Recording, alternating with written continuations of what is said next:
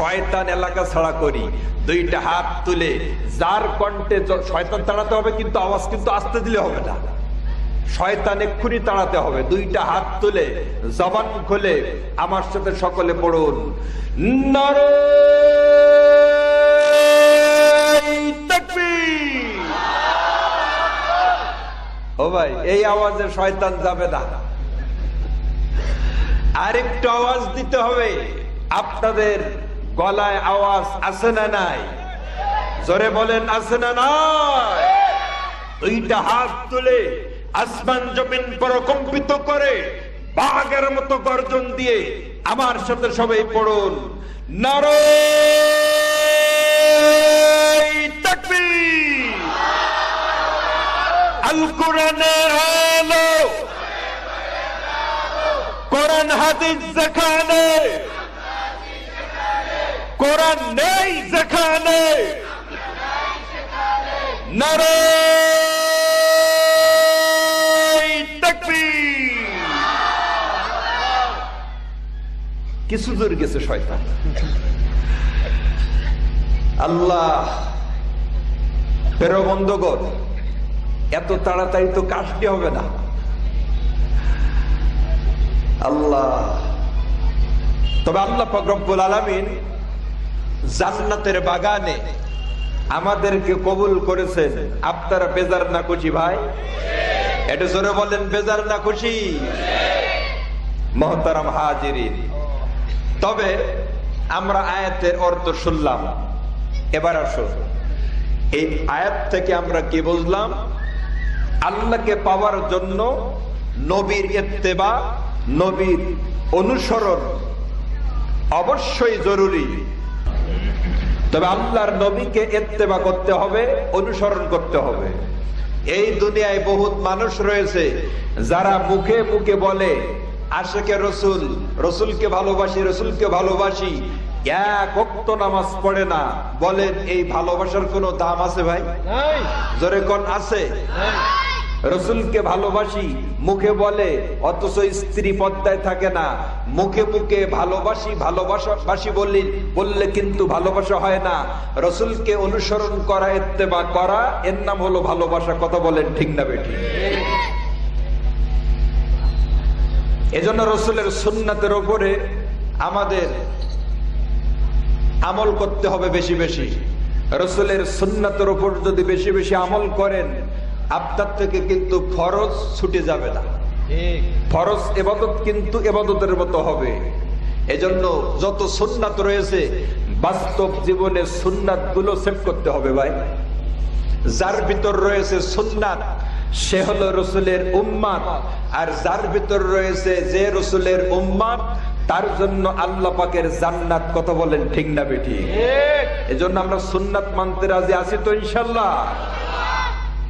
প্রিয় বন্ধুগণ, এই জন্য তো নবী সাল্লাল্লাহু আলাইহি ওয়াসাল্লাম বলছেন, মান আহাব্বা সুন্নতি ফাকাদ আহাব্বানি ওয়া মান আহাব্বানি কানা মাই ফিল জান্নাহ। রাসূলের সুন্নাতকে যারা ভালোবাসবে, ইত্তেবা করবে, সুন্নাতকে ভালোবাসা ইত্তেবা করা মানে ভালোবাসাটা কেমন যেন বর্তায় নবীর উপরে। আর নবীকে যারা ভালোবাসবে, নবীর সাথেই তারা জান্নাতে অবস্থান করবে। নবীর সাথে আমরা জান্নাতে অবস্থান করতে রাজি আছি না ইনশাআল্লাহ? প্রিয় বন্ধুগণ, এবার লক্ষ্য করুন, আমাদের দেহের উপরে চামড়া বিদ্যমান, চামড়ার নিচে কিন্তু গোশত রয়েছে, গোশতর নিচে কিন্তু হাড্ডি রয়েছে। কিন্তু ভাইজান, একটা জিনিস ভালো করে মনে রাখবেন, কোন মানুষের চামড়া যদি নষ্ট হয়ে যায়, ওই ব্যক্তির গোশত কিন্তু ভালো থাকবে না, নষ্ট হয়ে যাবে। নষ্ট হয়ে যাবে। গোশত যদি নষ্ট হয়ে যায়, ওই ব্যক্তির হাড্ডি কিন্তু নষ্ট হয়ে যাবে।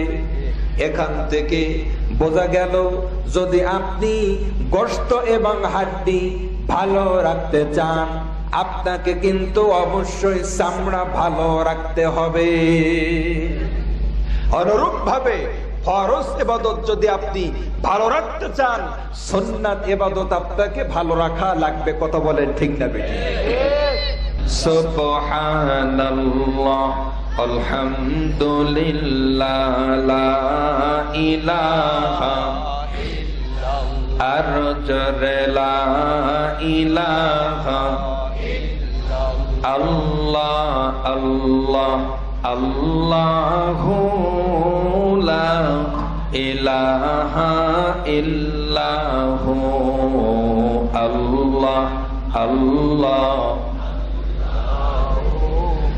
লা ইলাহা আল্লাহ আল্লাহ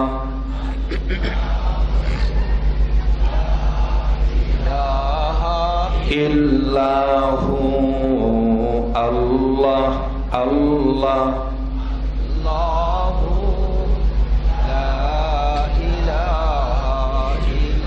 লা ইলাহা ইল্লাল্লাহ জোরে লা ইলাহা লা ইলাহা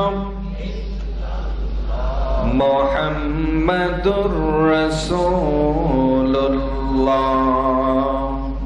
সকলে পড়ুন সাল্লাল্লাহু আলাইহি ওয়াসাল্লাম। বড়নালাই কবরস্থান কমিটির উদ্যোগে আয়োজিত আজকের মাহফিলের শ্রদ্ধাভাজন সম্মানিত সভাপতি, সভাপতিত্ব করছেন জনাব আলহাজ ডাক্তার মোহাম্মদ লুৎফর রহমান সাহেব।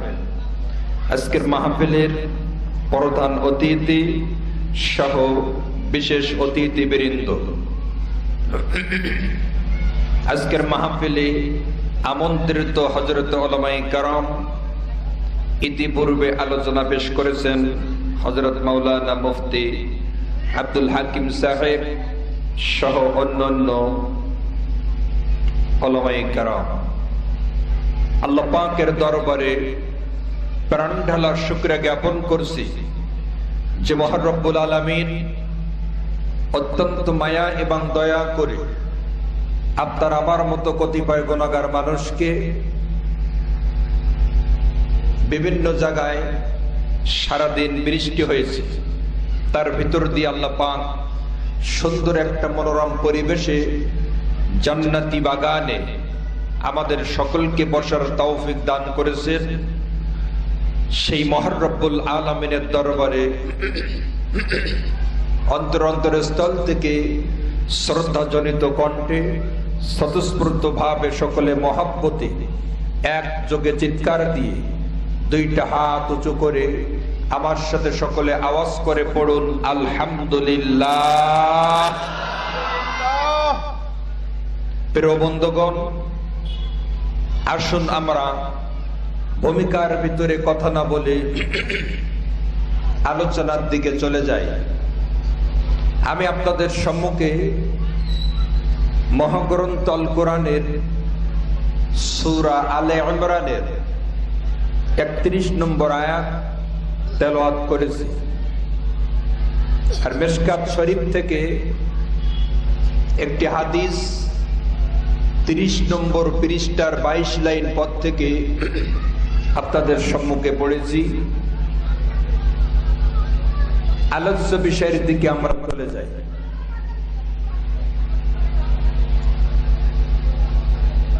তবে যে আয়াতটা নিয়ে আমরা আলোচনা করব সূরা আলে ইমরানের 31 নম্বর আয়াত। আলোচ্য বিষয়টা আগের থেকে জানিয়ে দিচ্ছি। এই আয়াতের উপরে আমরা কিছু তাফসীর, কিছু আলোচনা শুনবো ইনশাআল্লাহ। আল্লাহ পাক রব্বুল আলামিন বলেন, কুল ইন কুনতুম তুহিব্বুনাল্লাহ ফাত্তাবিউনি ইহবিবকুমুল্লাহ ওয়া ইয়াগফির লাকুম যুনুবাকুম আল্লাহু গফুরুর রহিম। তবে আলোচনা হবে সূরা আলে ইমরানের 31 নম্বর আয়াত। কত আয়াত ভাই? 31। আপনারা আগের থেকে বিষয়টা ক্লিয়ার হবেন, তবে আলোচনা বুঝতে সুবিধা হবে। এই আয়াতের উপর ভিত্তি করে আমরা আলোচনা শুনব। আল্লাহ বলছেন কুল ইন কুনতুম তুহিব্বুনাল্লাহ, আপনি বলুন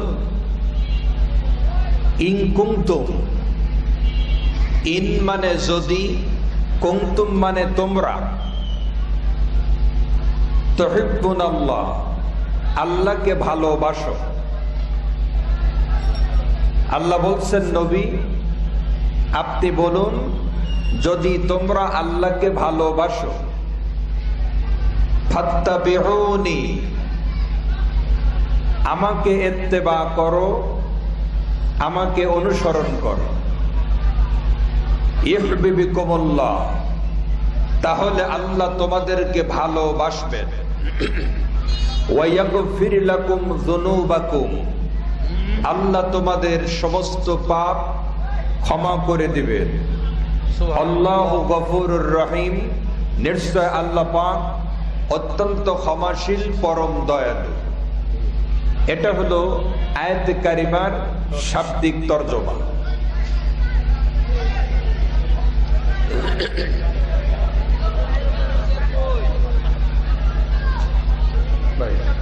পরিবেশ নষ্ট করতে হবে ভাই। আপনারা বসেন, আপনারা বসেন, আপনারা সকলে ময়দানেই থাকেন। রাস্তায় যে শব্দ হচ্ছে ওখানে লোকজন গেছে, আপনারা আপনাদের স্থানে থাকেন। আচ্ছা আমার দিকে তাকান ভাই।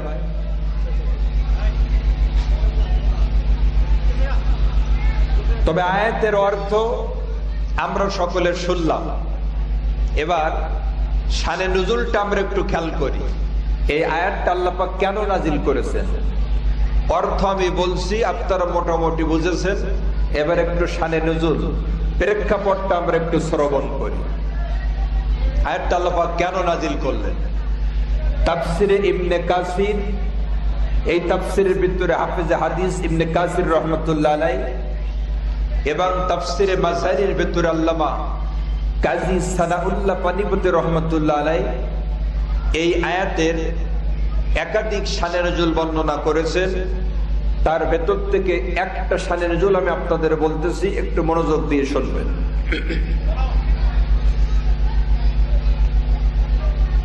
মদিনার কিছু আনসার তাদের বন্ধুত্ব ছিল ইহুদিদের সাথে। ইহুদি তাদের উদ্দেশ্য ছিল তাদের ঈমান হরণ করা, তাদেরকে অমুসলিম বানাবে, এই ছিল তাদের বন্ধুত্বের টার্গেট।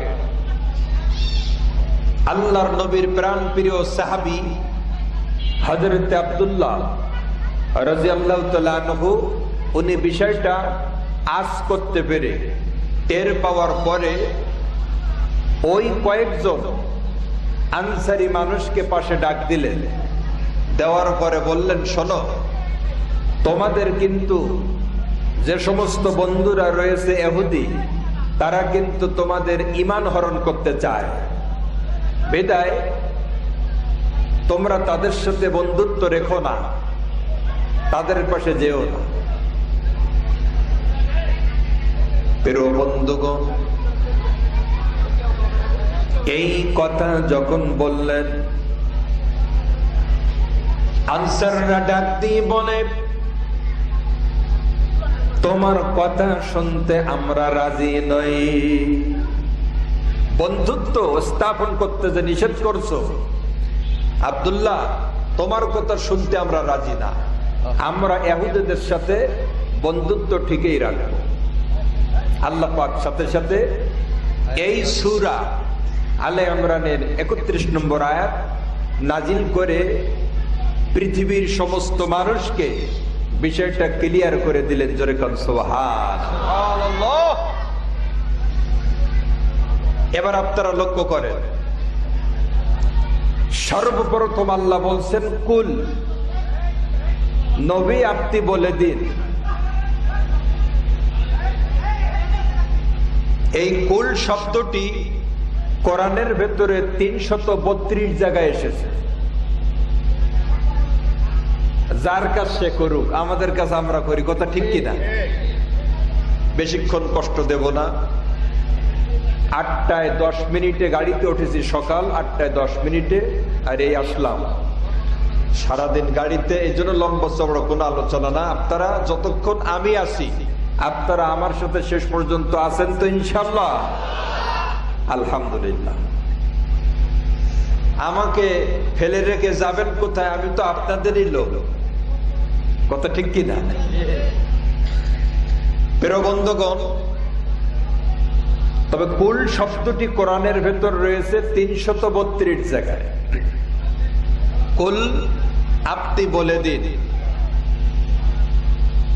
আল্লাহ বলছেন নবীকে আমাদেরকে বলার জন্য। এখন আপনারা বলেন, আল্লাহ সরাসরি আমাদেরকে বলতে পারতেন কিনা ভাই? কিন্তু না বলে মাঝখানে নবীকে ওসিলা বানালেন, নবী আপনি বলুন। কারণটা কি? প্রিয় বন্ধুগণ, ব্যাখ্যাবিদগণ লেখেন, কারণ হলো আমার আল্লাহ এইটা বোঝাচ্ছেন, তোমরা যতই ইবাদত বন্দেগী করো না কেন, আমার নবীর তরিকা ছাড়া তোমাদের কোনো ইবাদত আমি আল্লাহর কাছে কবুল হবে না। নবী ছাড়া, নবীর ইত্তেবা ছাড়া আমাদের আমলের 5 পয়সা মূল্যায়ন আল্লাহর কাছে নেই। এই জন্য আল্লাহ মাঝখানে নবীকে বলতেছেন আপনি বলুন, আপনি ওসিলা, আপনি মাধ্যম, আপনাকে ছাড়া ইবাদত করলে সেই ইবাদতের কোনো মূল্যায়ন আমি আল্লাহর কাছে নেই।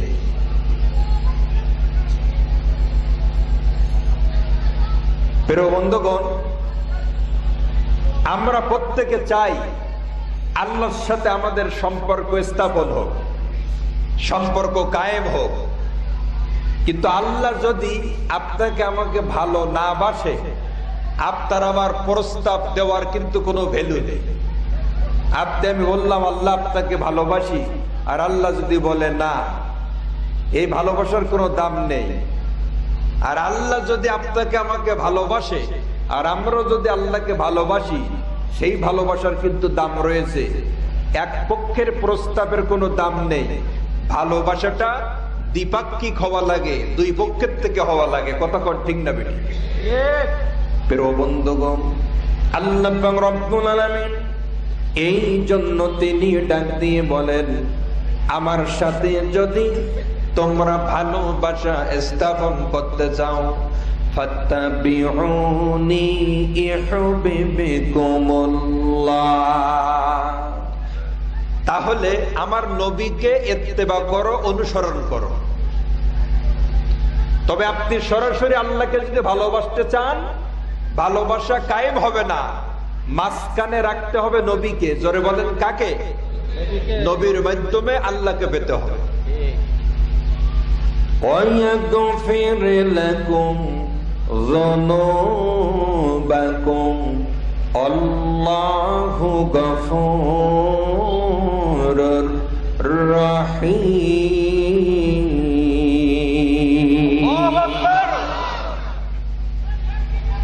তাহলে আল্লাহ পাক তোমাদের সমুদয় পাপ রাশি ক্ষমা করে দিবেন।